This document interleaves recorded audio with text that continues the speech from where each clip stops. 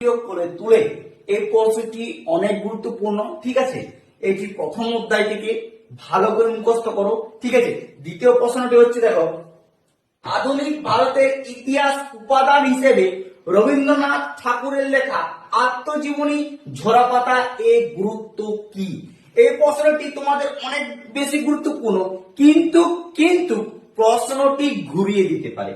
হয় তোমাদের থাকবে আত্মজীবনী বা জীবন স্মৃতি, হয় আত্মজীবনী নয়ছে জীবন স্মৃতি। হয়তো রবীন্দ্রনাথ ঠাকুর দিয়ে দিল আত্মজীবনী লেখো বা জীবন স্মৃতি লেখো, নানারকম ভাবে প্রশ্ন তোমাদের ঘুরাবে, ইতিহাস মানে ঘুরিয়ে দিবে।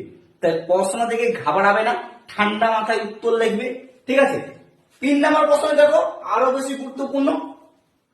আধুনিক ভারতের ইতিহাসে উপাদান হিসেবে বঙ্গদর্শন পত্রিকার গুরুত্ব কি ছিল? বঙ্গদর্শন মনে রাখবে, বঙ্গ